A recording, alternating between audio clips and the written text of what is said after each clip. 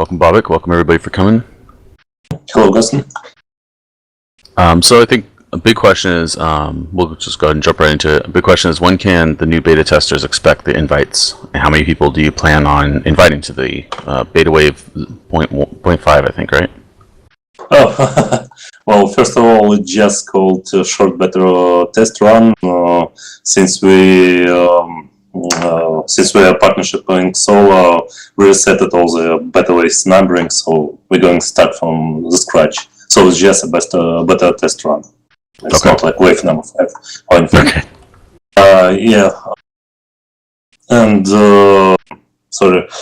yes, invites. You can expect invites Friday evening, evening European time, and we will post news about it on our site and social media and all the stuff. And those who will be picked will receive a newsletter. Just to be sure, check your inbox and spam box also, because our previous newsletter we used some. I don't remember some outsourcing site for newsletters, but a lot of newsletters came into spam, so we are going to distribute newsletters by ourselves. I mean, just our own server. So you can expect different stuff with these newsletters, but if you had already received newsletters for us, there should be no problems. All right, fantastic. So we should expect the website to be down on Friday. Yes, tomorrow, that's right. All right, and then question number 2. Any indication to how long this shorter wave period would last? You said it's wave 1 would be jumping into, right?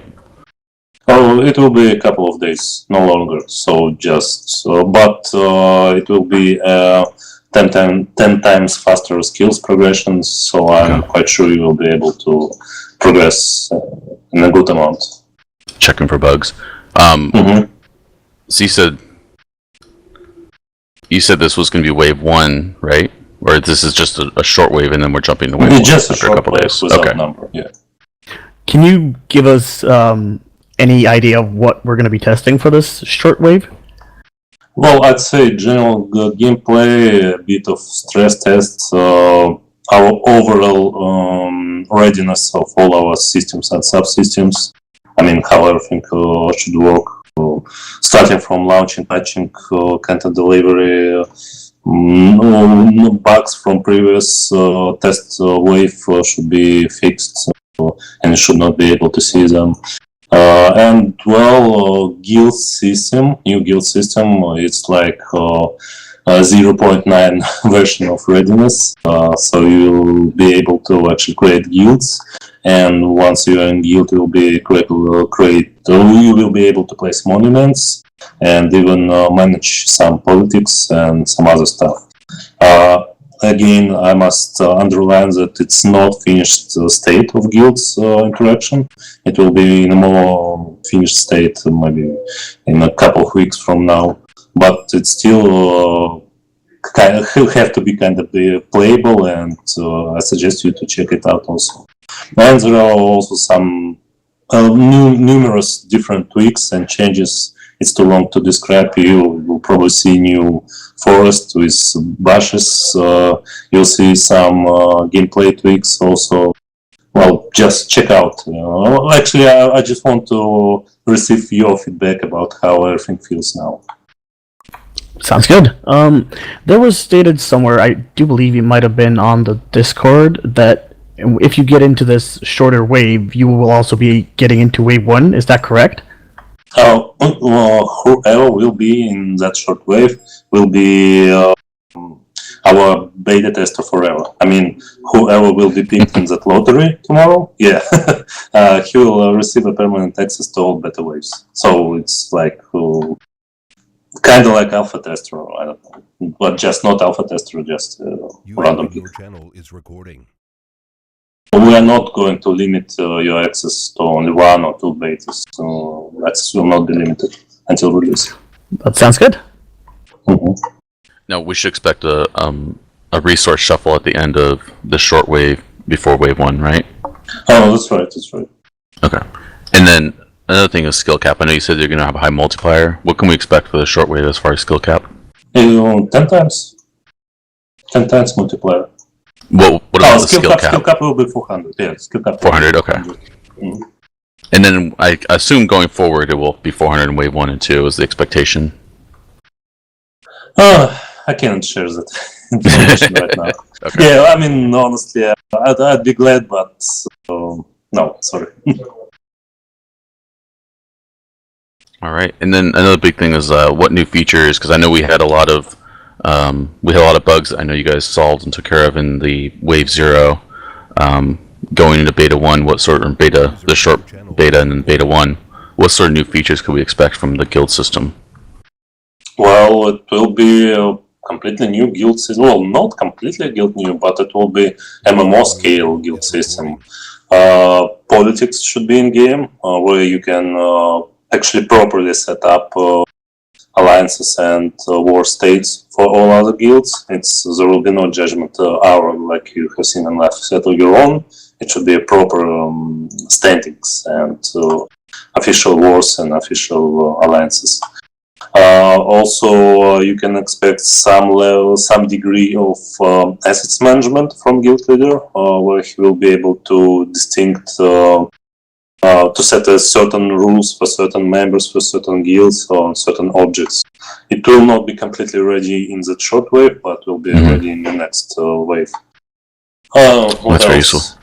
Yeah, and well, overly all guild system is overhauled. At least that I have seen in a list of questions short freeze, short lag when you cross guild name borders. You should be eliminated also. And well, you'll see it by yourself. It's kind of a bit of old system, but it's redone and scaled to MMO scale. Right, when you're talking about, because you're talking about the crossing of the claim area now, another question comes up when it comes to that is there any plans for changing the way it's visible in game right now? Because I know what a lot of people do during night when it's pitch dark, they put their claim on so they can see when people are coming. Oh, well, yeah, I agree with you. It's not really a good idea. Well, probably we'll make some kind of scope range, some kind of sight range, so claims will be visible in a certain range. Indeed, we need to do that, and just it's not really huge of our priority, but yes, I agree with you. We need to do it, and we will do it sooner or later. Going into the beta wave, can we expect to have the realm system, or is it still going to be the guild claim system? Can you expect what kind of system? The realm, previously there was a whole like a town claim and a realm claim, so you could have an area that was controlled that wasn't protected in a sense. Well, you know what I'm talking you about? should be able to place a claim now, and it will work as proper claim. But it will work like the guild claims from the YO version. Yes, pretty much the same way, exactly. So you build a monument and it protects all the stuff around it. And it will increase its range once you sacrifice stuff into it. Yes, that system will not be changed. And you will actually see a bit ugly looking city zone and suburban zone, how it's called. Country zone. So country zone will grow up and city zone will be fixed, static, it will not grow up. Well, if you have seen official wiki, it's all described here. So you should be able to see those different types of claim zones. Okay, when we're talking about, because you were talking about, the kingdoms and the sieges, there's also the instance battles. Is that something we can expect when we're coming into Wave 1 now, or is that something that'll be coming in later on? It will be available later on. Yes, we will implement it, but not tomorrow and probably not in the next month, but this year or next for sure. So how will sieges then work? How will you be eligible to do a siege? Is it just a challenge and then you start directly on the siege? Okay. So far, idea is that a series of battles will degrade your monument. And once your monument is level 1, that means that you have only city claim. You don't have country claim or country claim area. So your claim shrinked to its original size. That will be the time when you will be vulnerable to siege challenges. And once a siege challenge is called, again, in 24 hours from once it will be called, well, not exactly 24 hours, we plan to implement some kind of window of opportunity for such claim challenges. So once challenge is made and 24 hours after it, siege will begin. We want to try to make those sieges available without any instance. I mean, we hope that our servers will be able to handle a lot of at least maybe 200, 300 people all fighting in one castle. But if we see that we are not able to handle it and it actually affects all other players on the server, we might have to make that siege instance. So we'll make an instance with that castle with all players enlisted, with all attacking forces enlisted. I know that kind of sucks, to be honest, but at least performance-wise it should be better, and I hope overly we will like it more.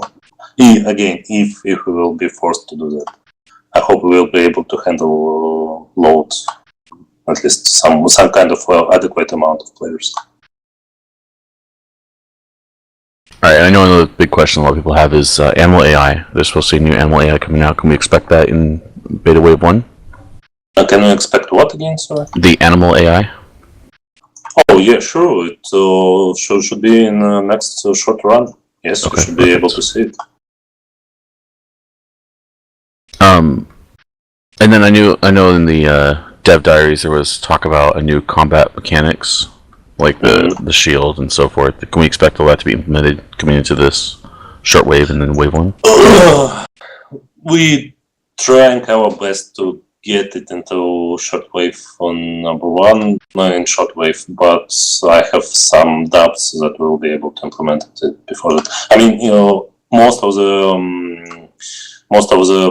tweaks and rebalances and features are implemented, but there are a few that are still need to be implemented, and they were not testing done yet. So I have high doubt that we'll be able to make it in time. And to be honest, my original plan was to actually test it first on your own. I mean, that's combat doesn't need MMO scale to be tested, so your own players should be able to see it first and test it and provide their feedback. So I expect that we'll release it maybe next week in your own, and we'll gather your feedback. Yeah, we've got a question from the chat here that kind of feeds in with the new animal AI, because you can call them animals, I guess. When will we be seeing these native NPCs? That's also a tough question. Hopefully, January, February next year. I mean, there are a lot of stuff already done with them and a lot of stuff implemented. And new AI will also was also created and designed to be able to serve those NPCs, those natives. But again, there is still a lot of stuff to do and a lot of testing to be done. So, a couple of months from now, at least. And yes, we're also designing their special architecture. We're designing some local areas that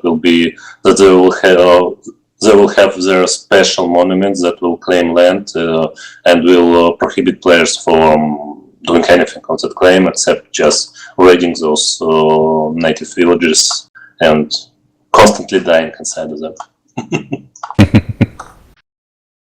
Now, I know Discord kind of blew up when there was talk about tree growth changes in the latest beta patch for the YO.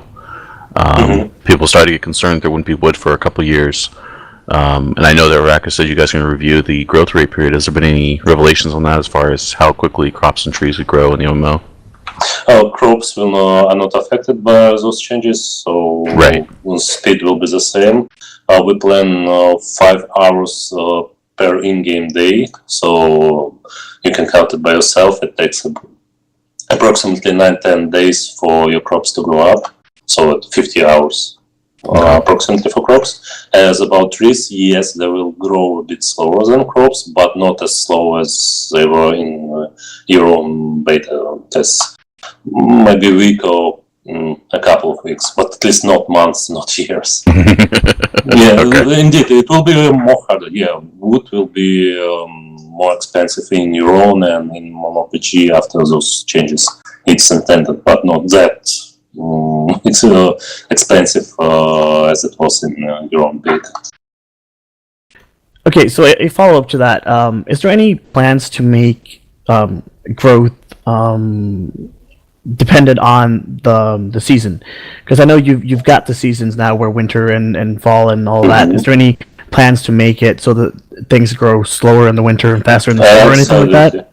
Absolutely, it's already done, and I cannot tell exactly if it will be in that short beta or will be in your own next week, but weather actually affects speed of crops growth and speed of trees growth. For crops, you need a certain, you'll actually need a change of sunny weather into rainy weather. And if it's constantly snowing, your crops will not grow. Or if it's constantly sunny, your crops will also will not grow. If it's constantly raining, the crops will not grow. So we designed it that way that spring and part of summer will be ideal for growing of crops, and during winter you will get almost no crops at all.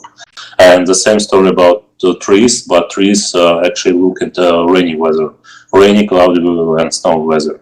So since in MonoPG we have actual climate zones with different seasons lengths, like on North there is almost no summer and almost always constant winter, and it will be ideal for trees growing because almost every day will grow up a little. And South will not be that good for crops and will not be that good for trees, but will be good for animals breeding. And how it's called, middle area, Middle Earth will be ideal for farming. Yeah. So yeah, it's implemented or almost implemented, and you'll see it sooner or later. Nice. It sounds like a very realistic system.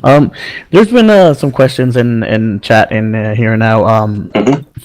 I think this probably comes from the guys that are playing the farmers. Is there any plans on implementing anything like mid-growth period that they need to do, like maybe water or weed out or anything like that? Because right now the farmers, they will, if you said 10 days, they will plant. They will wait 10 days and they will harvest. Yeah, I understand you all. Yeah, you want more pain. Okay, challenge accepted. I'm not sure they want more pain, but if there's like any way to say, if you do this in the middle, you can maybe enhance your growth yield or something like that. To all Life is Feudal players, you can blame that guy for all the problems you will see in first game. I think somebody is saying that it's similar to the system they've got in Worm. Oh, I haven't seen what they get in Worm, but yes, indeed, maybe some kind of plague, maybe some kind of weeds, some kind of locusts will work something out. I agree with you that farming is kind of lack different events. And lack some player interaction for it. So yeah, I feel that we need to implement something. Yeah, especially if you're focused on the bottom tier of that skill tree, it's very much a waiting game. It's like you plant and then you wait and then you harvest. Well, in ideal situation, farming is that way. I mean, if everything is okay, so you just plant and wait and you harvest. But indeed, in real life, it's not that easy in most of the time. Yes, I agree with you. Something needs to be done. But certainly that's not our priority at the current moment. But until release, I'm quite sure we will be able to work something. User in your channel is recording. Alright, so another big question we hear all the time is about the new armor system that you guys have been putting out in the dev notes. When can we expect those sorts of armors to be implemented? Are they still pretty heavy work in progress, or are they close? They're close. they? Regional resources system and everything that related with it. I mean, new advanced armors and weapons and some armor mitigation formulas. There's a lot of things that are linked with that new regional resources system. And again, it's almost done. So I'm quite sure, maybe not next week, but the following week you should expect to see it in your own version. But indeed, that regional system will work way better on MMO scale, when there will be more regions and more distance to travel to achieve or to acquire these resources. And well, you will hopefully see new armor sooner or later. User disconnected. Yeah, you guys gotta Hopefully follow up this here. week. Yeah, I've got to No, follow this up week, about sorry, the- this year. no, this week. don't bite over too much now. Don't promise everything this week. Oh, Yeah, we yeah. gotta follow- Okay, this year. We gotta follow up about the guys, armor models. soon. Yeah. Yeah, because you guys have been showing off some new armor models in the developer diaries, and most of them seem to be centered around one of the in-game races. Like the chainmail was very Slavard. What was it? The scale was for the what race was that? War. But yeah, for the war. Is there any? Is that the idea going forward? That there will be one chainmail for each of the races, or are they just that's how you've done it so far? That's a tough question. We had a lot of discussions with our art team and our art director. So far, that's true. Our armors are all look like they fit to one certain race. We had and still have some plans to provide armors for each races, but in some cases it might be very weird looking. I mean, Kur, that kind of Mongolian looking guy who's always maybe in some leather armor or just in padded armor. It's hard to imagine a full-plated Kur. I mean, a full Kur with a Kurish full plate. That's what I'm trying to say. So we have not decided it yet, but right now we've made a full set of new armors of all types of armors. But each type has its own racial look, and yeah, that's what you've noticed it. Probably we will provide new armors or new types, but I cannot promise that we will make all types of armors for each race. That's what I'm trying to say. Yeah, we've got a question in from the chat here. I think a bit of a follow up to the growth rate of the forests. Is there going to be any other building materials introduced so that you're not so reliant on the wood? Because there are areas of the map that has no forest whatsoever. Indeed, we plan some racial architecture, but right now it will be. We have only plaster and wood, and I believe plaster houses does not need that much wood if you are building plaster architecture. But I agree with you. We need some resources, diversity, buildings, so we'll implement them sooner or later. Yeah, because right now most of at least the houses and some of the production buildings there is a wooden alternative and a stone alternative that focuses heavily on either or. So maybe like a third, say, clay alternative, something like that to dirt and sticks. Yeah. yes, make pyramids, sand. So basically, I guess the desert in the MMO is going to be a hard place to start off early on. Well, yes, indeed. Well, desert should not be an easy place to start. But after all, I believe it will be less contested, and with a certain amount of time investments, you can terraform it. I mean, you can bring a lot of fertile soil and plant trees and terraform everything around of you, and you can make a small oasis. Why not? So I'm quite sure there will be some guilds or some groups of players that will make such oases, and there will be a place for travelers to visit and to trade. because they will not be that overcrowded like in some Middle Earth parts or maybe in northern parts. At least that's how I dream. Alright, now, in the MMO, if you die and you don't have a house spawn point yet, what happens to you? Do you end up in limbo? Do you randomly spawn on the map? Or do you start the trade city? Oh, you will appear in the central city. Okay. Yeah. Alright, and then can you expand on the siege defense structures on walls and like walls and keeps? Are they going to maintain? Are they going to keep their current? I forget what it's called, like a siege defense value, or are they going to go up as far as being more durable?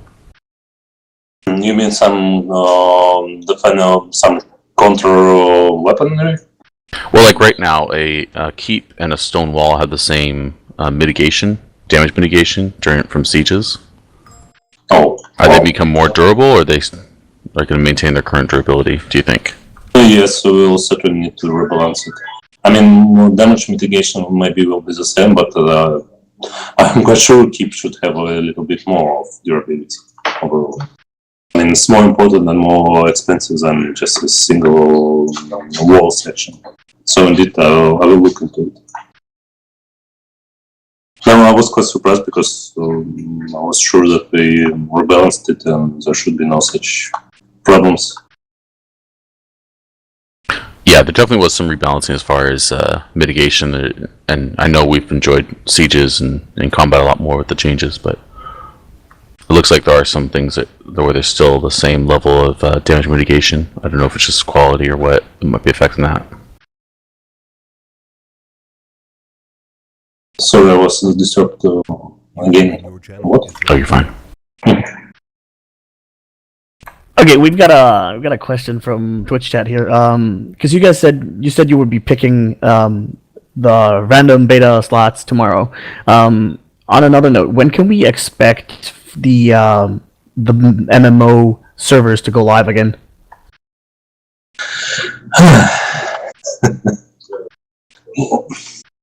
Next month, we definitely have to do something next month, something longer and bigger. But again, no certain dates I can provide. Well, our goal is to make at least one kind of extensive beta wave at least once a month. That's our idea. And once we'll be ready, we will launch a longer beta for a couple of weeks. But again, it's really hard to promise anything because, well, development is still got a lot of issues here and there, and the more complex system we have, the more issues we see, and well, and if you understand, the more complex, the bigger complexity of system, the harder it is to manage it. So it takes some time, and there are some risks we cannot foresee. But well, initial plan next month to have something more lengthy. Okay, I know there's a lot of people wanting to know, but I know this is a heavy work in progress still. But can you expand on the minting of coin? Like, how is that system going to work? No, yeah, sure. That's as I said before. That's my personal not ideas, personal also part of my dream. I mean, that's a game of my dream, and that's a feature of my dream to make economical system where every guild, where every major guild will be able to mint their own coins. And as I said before, I hope that it will work the same way like it works in real life, or like it works with real currencies or with real stocks, with real shares. Yeah, so one guild will have its own coins in its trade posts. It will be able to set prices in their own coins, and there will be some maybe structure. Maybe it will be done in the same trading post. There will be one huge virtual currency stock, currency exchange stock, So all players will be able to convert simple golden coins into certain kingdom coins and vice versa. And the amount of deals will actually affect the conversion ratio, the way it works in real life with currencies. So efficiency, so amount of goods that certain guild has provided in their trade posts or maybe elsewhere will actually affect a value of their currency. And after some time, I'm quite sure it will result to some speculations on the way it works in currency, and players will react. And players will react on some major events that had happened with that guild. For instance, like it have won some siege or lost some siege, and everyone will expect that amount of goods will diminish from them, and they will rush as soon as possible to sell its currency. So its value of its currency will fall. Or maybe some guild has won a siege and value of its currency will raise. And it will do nothing, it will have nothing with actual amount of goods that they can provide. It will be completely like human reaction to certain events, and that will be fun, I believe. So what happens if that guild decides, okay, we're done, we're disbanding? Is the coin then have no value whatsoever? If they're disbanded, you will always be able to mint it into gold.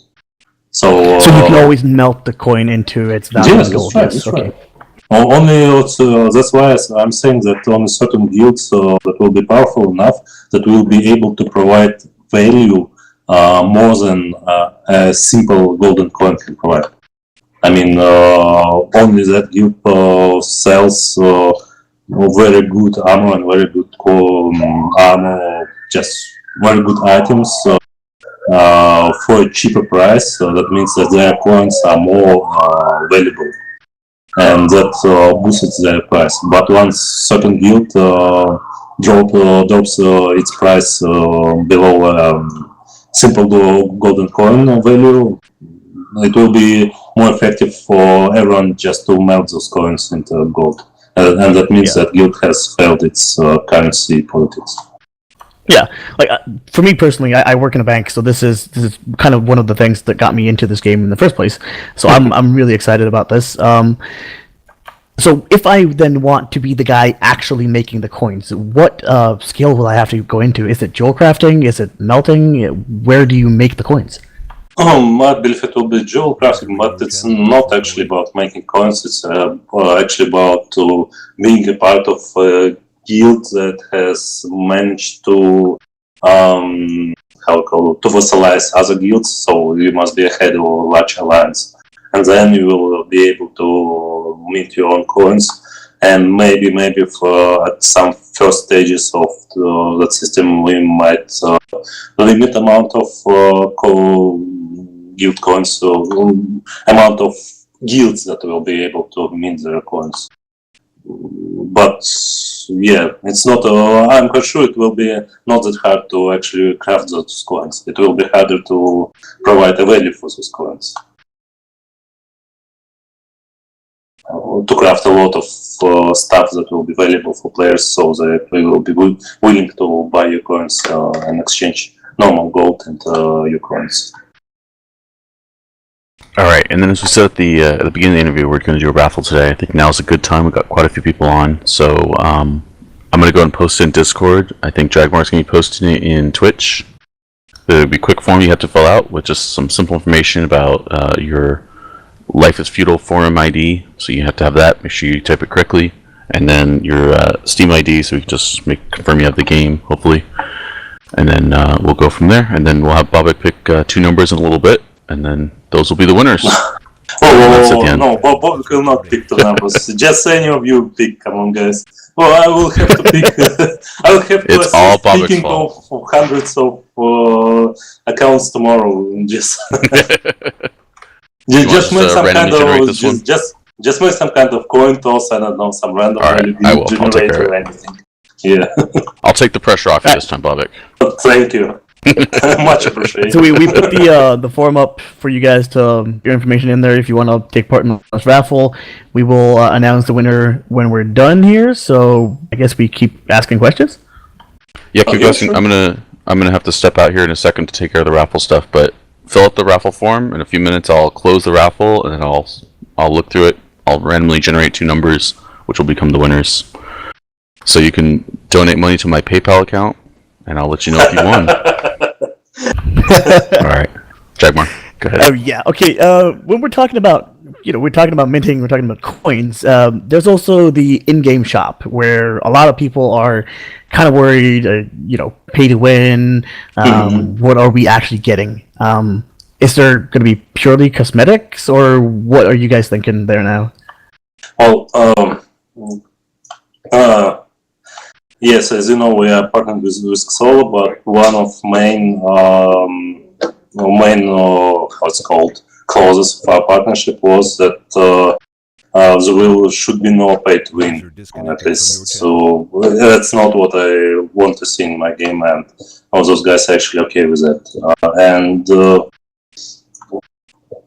Most of items will be purely cosmetics, but you might expect some, I don't know, if you ever played in Ultima Online, something like Power Hour Booster, something when you can spend something, eat some kind of booster that will boost your skill raise during 1 hour out of during this day.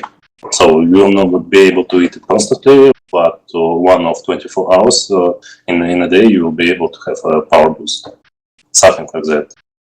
And I believe that should be the maximum of pay-to-winish items that we will have within our game. But again, it's too early to speak about it. So first we want to create a game, and then just make some in-game shop monetization and all this stuff. Yeah. Yeah. Well, talking about costs, have you guys determined yet how much a character is going to cost? Because I think that's something where people are wanting to create multiple characters in order to, have their alts, maybe one for combat, one for, the crafting mastery. Is there been any talk yet in your office about how much a extra character is going to cost? No, actually not. Whenever such talks raises, I always lead to that poll.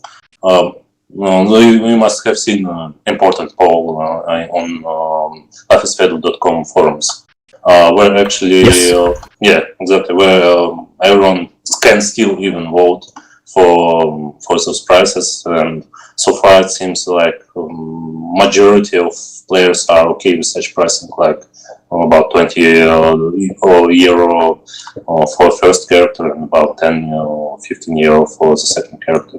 But again, it's not solid, it's not in stone, it's not official, it's just what we are looking at the moment. Okay. Another topic that a lot of people are asking questions about are the planned features. Like, how far along are we with the horse-drawn carts? This is something that a lot of people are, constantly on the forum. Where is what we got promised 2 years ago? Okay. A couple of days ago, I had a nightmare about trader cart with a tapult with horses and players all shouting around. No, honestly, I mean, that's a really interesting and really interesting and good feature, and we all promised it. We promised it a long time ago, but again, each time more important optimizations, more important features comes up, and that's why those trader cards horses are being postponed again and again. I'd say that we have maybe like 20 or 30% of its development done, but still, it's still a lot to do. And well, actually, that feature is not that easy as it sounds, because we have to combine 3 types of entities. It's a player, it's a horse, and that's a movable object. I mean, so far we were able to combine player with horses, movable objects with players, but we had never combined all 3 of them in one place, under one mechanics, under one feature. So that's why it takes some time unfortunately. And as I said, I had nightmares about trading cards, and I do remember about them. But life is feudal. Yeah, that's true.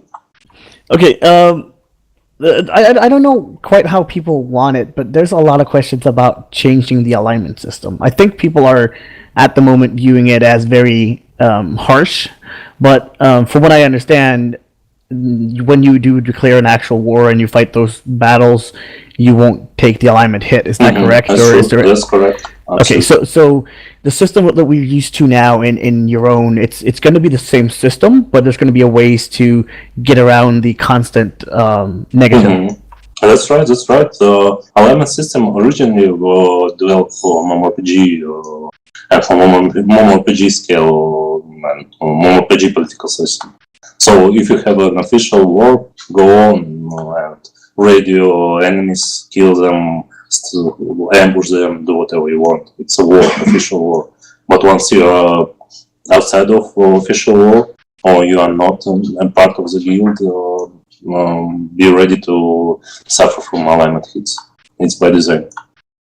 Yeah, so basically, it's going to be the same if you want to go out and do random attacks on random people you find in the forest. You're still going to be taking the same penalty, but when you're fighting the large-scale battles that this game is actually designed to see, then you're not going to be punished as hard. Absolutely, that's right. Sounds good. Okay. That's right. Well, there might be one exception. If you will be in instant battles, there should be no alignment hits. But in sieges, if you are not guild that's officially in a war state with its enemy, you might still have an alignment hits. For instance, if you are some kind of third force that was called, but you are not in official state of war, be ready to get some alignment hits. Yeah, so basically, the one attacking and the one defender is not going to get any kind of penalty, but if there's other people hanging around just trying to get some easy kills and easy loot, they will still get punished. Okay, that sounds good. When shall we expect the climbing skill in Bobik? Climbing system? Climbing, yeah. This year, maybe even up to November. I mean, it's also not that easy system to implement, but we got some breakthrough about it, and so again, I hope this month you will be able to see it. Okay, good. And also, falling damage should be also fixed, and those death pits also, if you know what I'm talking about. Nice. Pits of death or whatever. Do we have an estimate time for the 64-bit client? Oh yeah. Again, we got a lot of development branches that are almost done, but not yet. 64 players client was even already tested within our QA. There were not that many bugs, but there are still some subsystems that we need to adapt to that 64 client system. I cannot promise anything. I mean, it might be 1 week of one developer work to finish, but we need to find the developers that can that will be free enough to finish that work. I mean, with all that MMO stuff and other tasks, there are no such developers free for now. So hopefully, maybe this month or at least this year, you will see a 64 bits version of server and client, both in your own and MMO. Nice. A lot of people are asking about the gatehouses and the drawbridges. Where shall we expect that? Is it going to happen, Bobik? No, that's a tough question. I mean, it's a good feature, but that's not a really high priority feature so far. Well, I can't promise anything, honestly. I mean, it's a good idea, and we will implement them sooner or later, but I can't say exactly when, because it's not on the priority list so far. Yeah, I see. Another question about the animal. Is it possible, for example, if you shoot a horse and there is a pack of horses, to make them all run away? or it will still remain the only one, but you hit it will run away and the others will just sit there? Yes, it will be possible, and that type of behavior we want to implement for natives. It's not implemented yet, but we have it in plans. So sometimes when we're going to have officially complete and finished animal intellect system, such group behavior will be within the game. Mm-hmm. So I guess we can call it like a pack mentality kind of thing. That's right. So pack attacks and pack fleeing. That's right. So one type of natives or animals summoning or calling for other types of enemies, so to attack you together. Okay, tell us a little bit about the intellect, Bobik, because it seems like it's a stat that compared to the other ones is way too underpowered for the majority. I agree with you, and again, maybe not that short run, but at least next week or this month, it will be tweaked along with also combat tweaks and all different other tweaks that we implemented, and it will provide 2 skill cap points. So considering that you got only 400 skill cap, having 50 of intellect means that you will have plus 100 skill cap points. That means we will be able to unlock 1 more skill.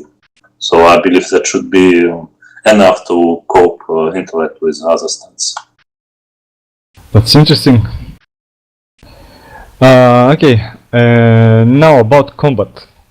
A lot of people are, let's say, they talking about the shouts. They believe the coward shout it's way too overpowered. Are you going to plans for this? We're going to fix it also. So far we plan to use it so it will work only on targets that are in a peaceful state.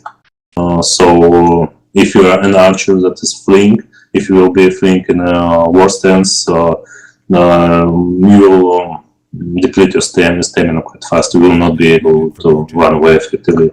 But if you are running away in a peaceful stance, or you just used a flee ability, you will be in a peaceful stance and shouts will work on you. That's what we plan to implement right now. I'm actually mean coward shout. Yeah, coward shout. Yeah, because right now the coward shout seems kind of a bit too much like magic. Yes, I know. I mean, in original design, it should work only on those who are moving away from you, but in reality, it was hard to implement and hard to detect properly. That's why all those, I don't know, not fully working, not fully adequate code shouts were implemented. I mean, I bet you have seen different implementations of code shout, and all they are not enough, not good enough. So version 3 or 4 of code shout, you will see it quite soon, and we'll see how it's going to work. Mm-hmm. Do you have any plans to rework the fighting animations? Because some fighting animations are pretty slow or not smooth enough. Some combos are like useless, you know. Yes, I know, and you should also. We already tweaked some animations, especially one-handed sword swings animations became much more interesting now with a bigger reach zone, and so looking way better, I'd say. And yes, you can expect we'll keep on tweaking and working with that part of the game also. Mm-hmm. Bobik, one question about the MMO, the original MMO, not the beta tests and all that. Mm-hmm. You expect a lot of players to join that, and we expect at least this game to have thousands of players to, you know. If you see the map at the moment, I know you will reshuffle all the resources and all that, but there's huge big zones that it seems like they will be just dead areas, like in the middle of the desert with this tree grow rate or not minerals or no clay around. It's not possible for a group to go and start building there. So the map, the building areas that the group wants to go, it's like not too many. I mean, How you will counter that so that all the map will be used instead of only selected places? I don't think it have to be countered. I mean, it's not all about resources.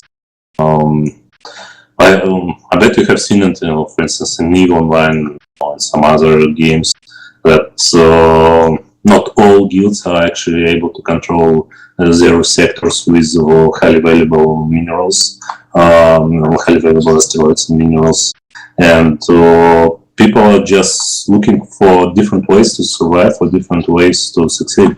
And I'm quite sure some trader-owned cities will spawn on desert areas, and they will profit only from trading or maybe from animal breeding or such types of activities, such types of crafting. I understand what you're talking about, but again, I do believe it's not all about natural resources. And of course, those areas that will have high amount of resources will be highly contested. It's by design, but some areas will be quite deserted, and maybe it will be a good place for those who don't want to be in the middle of a constant contention. And so another point that you can never know where is actually a lot of resources or not. I'm talking about underground resources. Just a small hint. Some valuable ores maybe there will be more valuable ores in deserted areas, in deserted mountains. Hint. Wow, Yeah. that's a good little hint. Another question about the combat, because you've got something called unit formation. That at the moment it's hidden way behind the poleaxe and the pole arms and spears. And from my standpoint, I kind of like the big guy with the shield and forming a shield wall. And with that, the hold your line formation comes into very good effect. But there's no way at the moment to combine the unit formation with an actual shield. You can't actually have the points to do all of that. Is unit formation gonna stay hidden away so it's only the spearmen that will be able to use it, or are you still working on that specific part of it? We'll take a look on that. But again, in order to get advantages from that formation, only a leader must have it. And he might wield a pike or spear and be in the middle of that formation, while the rest of warriors does not need the skill. Well, from what I understand, from what it used to be, you got a higher skill or higher bonus depending on how many people actually had unit formation. Is that not No. It's not how many people have unit formation skill. It's about how many of them are actually inside the formation area.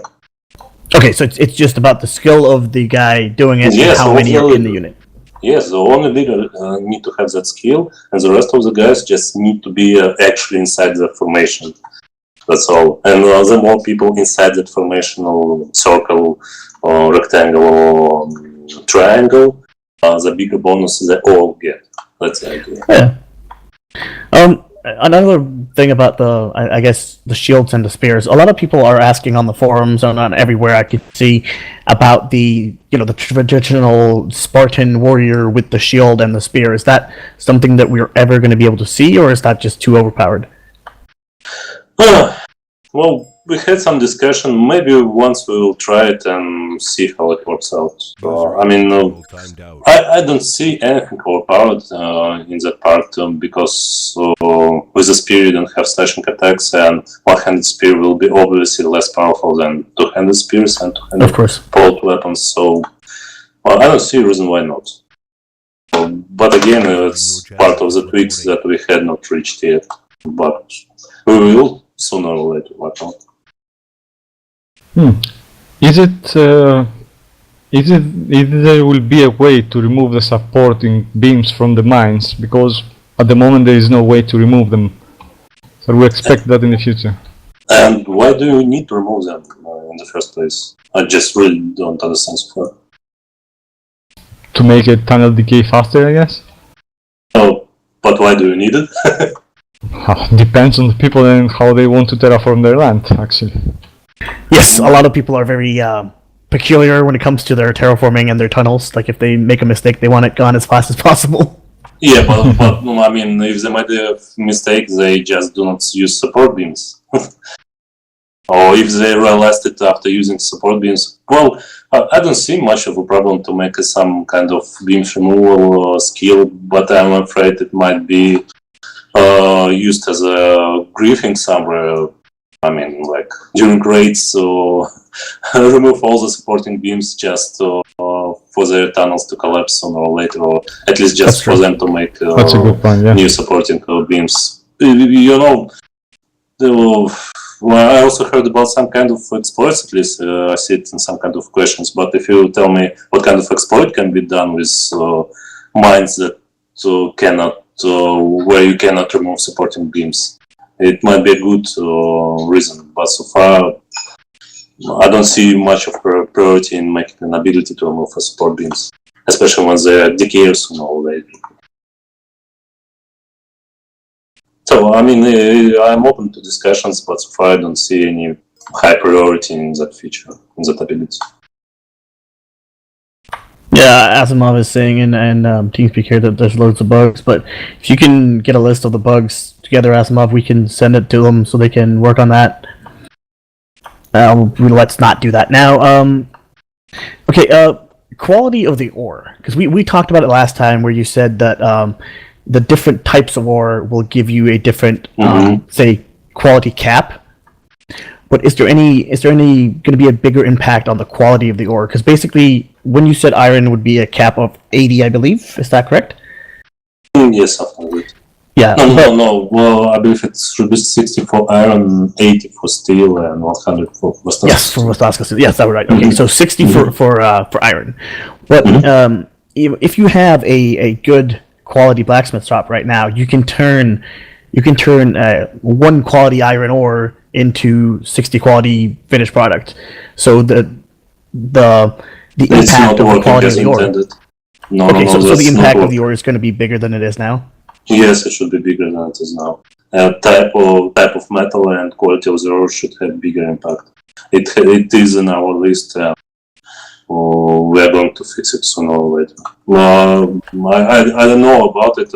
It took some time. We come back to that discussion, but it's completely new to me that you can create a 60 quality iron piece out of 1 quality ore. That's not working as intended.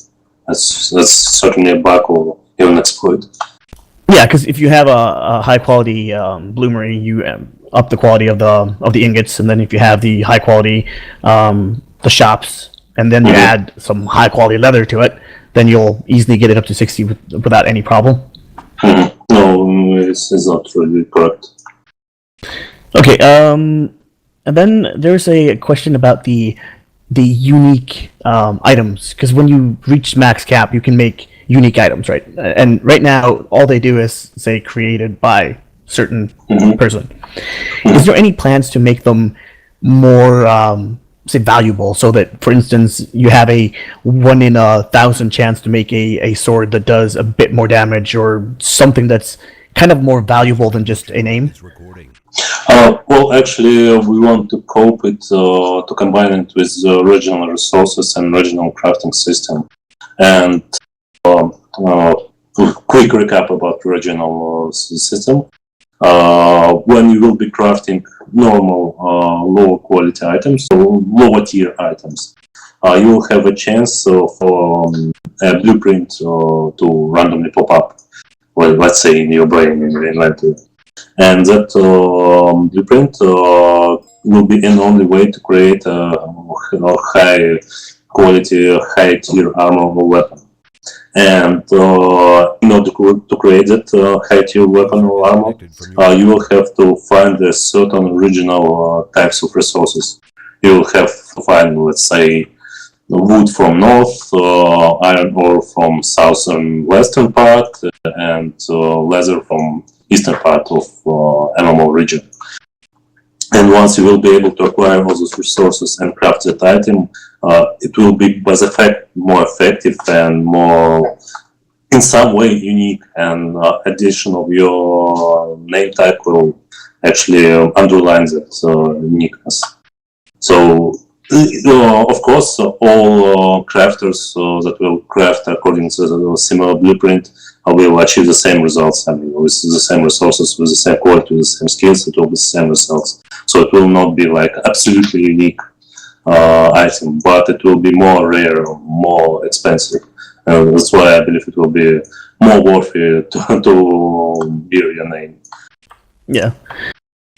There was a good question in the Twitch chat here that that ties into what we were talking about, the iron quality. Because right now there's a trick that I'm pretty sure everybody uses, is that if you have low quality iron, what you do is you go out and get some high quality branches. You make a load of blacksmith hammers because they take branch and iron, and then you melt them down to make higher quality iron. And that's how everybody gets their high quality iron right now. They're not looking for it. They're making blacksmith hammers. Yeah, that's also an exploit, and it will take time to figure out how we're going to fix it. Well, thank you for the report. I believe I heard about it, but well, it might have lost within our lost away from our radar. But I agree with you. It's another point that we have to fix. And thanks for reporting. So, yeah, how it's called? Eye of Sauron will look on that bug. Okay, I don't know. How long are you able to stay? How long can we continue on here? Well, I believe 10 or 20 minutes is okay still. Okay. I got some more questions about the new advanced skill mechanics that are coming in, and you're almost done. And one of the things that people are asking, can you, because you talked about being able to give certain permissions to certain ranks within the guild. Is there any way to give permissions to your allies? Like, can I say Guild A has a claim, but we're allied with Guild B? Can we let them open our gates? Yes, it's planned. So you will be able to assign certain rules on certain objects according to these subjects. So you can assign right to a certain person. You can assign rights to a certain rank within your guild, or let's say some type of officers, or everyone excluding or some knights or officers, whatever it is. You will be able to assign rights to a certain guild, no matter what their standing is. And you will be able to assign a right on everyone who is allied with you, or maybe even everyone who is in war with you. Maybe you will be able to place a special warehouse full of gunk that all your enemies will be able to access and open. Why not? Okay, so the Tier Town claim, the town claim, it's stated in the Life is Feudal Wikipedia kind of thing that the radius is 35. Is that how it appears, or will it grow slowly as in your own? No, that's the point. In your own, you have only one claim, only one type of claim. You can call it any way you want. So let's say it's country claim, yes? You have only one type of claim in your own. But in RPGs, there will be two types of claims. And town claim will not change its size. It will be a fixed radius that will be almost constantly protected from any type of damage. Only unless there is a siege situation, then everyone will be able to bash your walls. But if your walls inside that town claim, they will be always protected no matter what the official state with different guilds. But country claim will grow up. With once you will upgrade your monument, once you will sacrifice things, the same way it grows up in your own. But that country claim will be able to be raided during certain times, certain window of opportunities. And so that country claim will be a place where actually guild leader will be able to remove personal claims. So if some personal claim after a certain time appeared on counterclaim, guild leader will be able to decide its fate. I mean, it will be able to communicate with the owner of the private claim and say, you pay me a bit of gold or coin or whatever, and I let you in, or you just join my guild, or get the fuck out and remove your private claim. Sorry. Okay, that's good. Another thing that ties into that very well is right now there's a issue where there's no way to control who binds to what house. Is there any way for the guild leader to access the slots in the houses and kick people out of it? If we want certain people in different areas of the camp, I guess. Yes, so we had some discussion that we need some kind of house management system, and not only for guild leader, just maybe for all house owners in some way or another. I do agree with you that we need such system, and we will develop it sooner or later, but I cannot provide any ETA about when it will be. I am aware that some guild members will be kicked from guild, but they will stay binded to house and will appear in your castle and will do different naughty stuff with your stock. You know, yeah, and currently, if you kick them from the guild, they do get removed from the bind slot, but only after the next reset of your own server. So that might be an issue for the most servers, I guess. It works after reset. That's true. But again, I agree with you. We need such system. Okay, I think we are done with the questions, Bobik. I would like to announce the winners of the lottery and give some special thanks to those people who worked to make all this thing to happen. Actually, the winning numbers were 18 and 64, and the names are Domek and Kazar. I'll send you the names, Bobik, so you can fix the. Sure. Just drop me your account names and I will provide an access. It was a good interview to make all this happen. A lot of people worked, like half of my group, and there is people from other groups. Vince worked very hard to make the questions. All the community that actually sent the questions, so we had questions to talk about because it was very active in the Discord those days and in the forums. It was nice. I think we got covered pretty much almost everything we had to ask. I don't have anything else. If if you don't have anything to add, I believe we are done for now. Well, sorry to interrupt you. I just want to just say thank you for organizing it, and thanks for everyone for coming and sharing your questions and reporting some bugs and providing some ideas about how to make farmer's life to be a pure nightmare. and just I'm really thankful to you for that. And well, honestly, I really like to talk with you guys and get valuable feedback in a vocal way and in a way I can discuss with you. And just honestly, thank you. And as I said during last interview, I still will say it again. I think we should continue that practice and maybe in a month from now start to initiate another live interview. Only up for that. We're just done for now, but we will do that again until there are more releases for sure. That's the spirit. Yeah. Oh, we have a lot of questions. That's cool. Yeah, we will get more. Don't worry. I'm not worried at all. Okay, I'll send you the names of the lottery. Yep. So quick thanks to the 50 plus people that are actually in TeamSpeak with us right now, and there's like another 90 people in Twitch. There might be some doubles. I would assume there's some doubles, seeing as we took the questions only from Twitch. But thank you for everybody that showed up and has an interest in this game. It's good to see that the community is still very interested.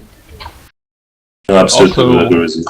One other thing, if anyone is interested in joining the Discord we have set up for Life is Feudal, I've just linked those in the Twitch chat as well as in TeamSpeak, so you can just click that link and you'll be able to join the Discord.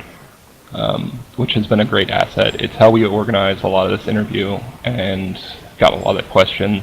So you can post your questions there. For if we do another interview again, we'll do the same thing, and you can get your questions on the list to be asked, so I don't have to be spammed the entire interview. Cool, sure. And I just want to say those two winners already got beta group access. I mean, they will not get into beta today, but once we start the beta, they will be able to join. Very good, and we are grateful for those two spots, and congratulations on the two winners. It was 69 people applied for those two beta keys. I know it's not too much, but it's okay for now. We still have a long way to the MMO. Yeah, great. Okay. Well, am I free to go? Yeah, sure. Thanks everyone for Go joining feed this. Boris.